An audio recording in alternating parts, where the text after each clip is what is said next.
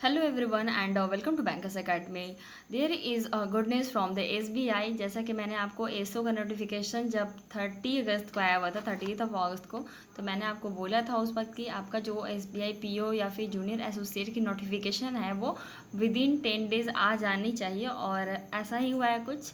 This is a big opportunity, big surprise from the SBI for those candidates who are preparing for the banking examinations. So SBI junior associate की vacancies आ चुकी हैं, बहुत the most awaited vacancies I can say. And अभी आप देख सकते हैं इसके बारे में कुछ कुछ पॉइंट्स हैं जो मैं आपको बता देती हूँ।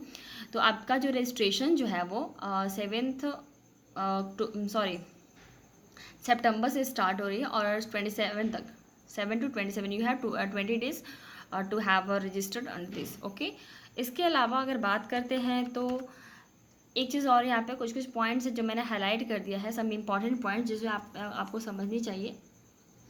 पहला ये है कि आपका रजिस्ट्रेशन जो है वो 7 सितंबर से स्टार्ट हो रहा है और लास्ट डेट जो है वो आपका 27 को है, ठीक है। इसके अलावा अगर बात करते हैं तो अगर आप यहाँ देख सकते हैं कि आप सिर्फ और सिर्फ एक स्टेट के लिए अप्लाई कर सकते हैं। तो पहला पॉइंट जो है वो आपका कि रजिस्ट्रेशन जो है वो 7 से लेकर 27 तक है, सितंबर तक। दूसरा पॉइंट जो है वो आप सिर्फ और सिर्फ एक स्टेट के लिए अप्लाई कर सकते हैं, इससे ज़्यादा नहीं। इसके अलावा जो अभी कुछ स्पेशल चीज़ बन गया स्पेशल है वो है there is no provision for inter circle transfer या inter state transfer for junior associates to be recruited. तो उनके लिए अब कोई भी ट्रांसफ़र की सुविधा नहीं है। ऐसा नहीं है कि अब आप यूपी में हैं तो आप झारखंड में जा सकते हैं, ऐसा सारी इंटर स्टेट ट्रांसफ़र जो है आपका हटा दिया गया है। ये तीसरा पॉइंट और बहुत ही इंपॉर्टेंट पॉइंट है।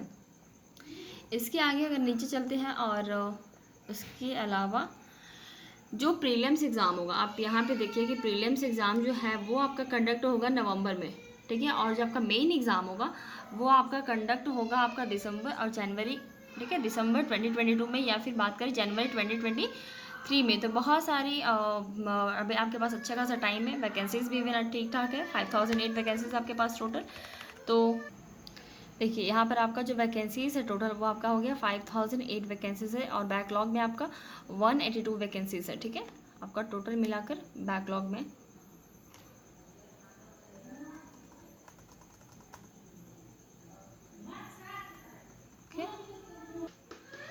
ठीक है, आपका टोटल जो है वो रेगुलर वैकेंसीज 5008 है, और इसके अलावा अगर बैकलॉग वैकेंसीज की बात तो 182 है। इसके अलावा अगर आप रीजनल लैंग्वेजेस की बात करते हैं तो आपका रीजनल लैंग्वेज लाइक अहमदाबाद से अगर अप्लाई करते हैं, अहमदाबाद, गुजरात एंड दमन दीव, तो यहाँ पर आप गुजराती होनी चाहिए लैंग्वेज आपकी। तो वो आप ध्यान में रख के कीजिएगा कि जो भी लैंग्वेज उसमें आपकी प्रोफिशिएंसी होनी चाहिए, ठीक है। रीडिंग, राइटिंग, स्पीकिंग, ये सारे स्किल्स आपके अंदर होनी चाहिए, तब आप उस जाके अप्लाई कीजिएगा, ठीक है। एलिजिबिलिटी क्राइटेरिया आपको मालूम ही होगा कि 28 ईयर्स है।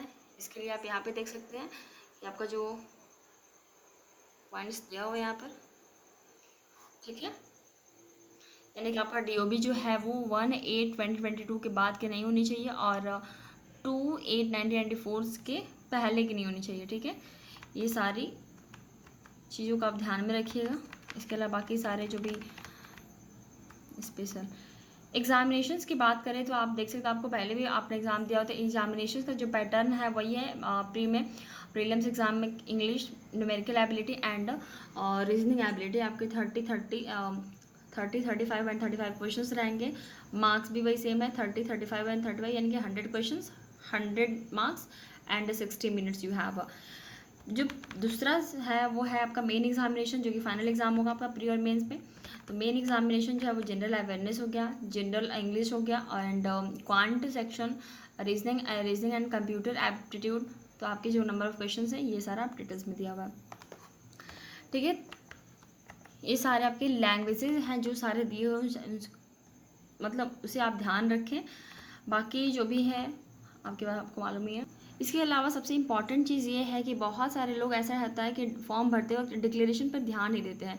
तो आप इस डिक्लेरेशन को ध्यान दीजिएगा, आपका डिक्लेरेशन यहाँ पे दिया हुआ है।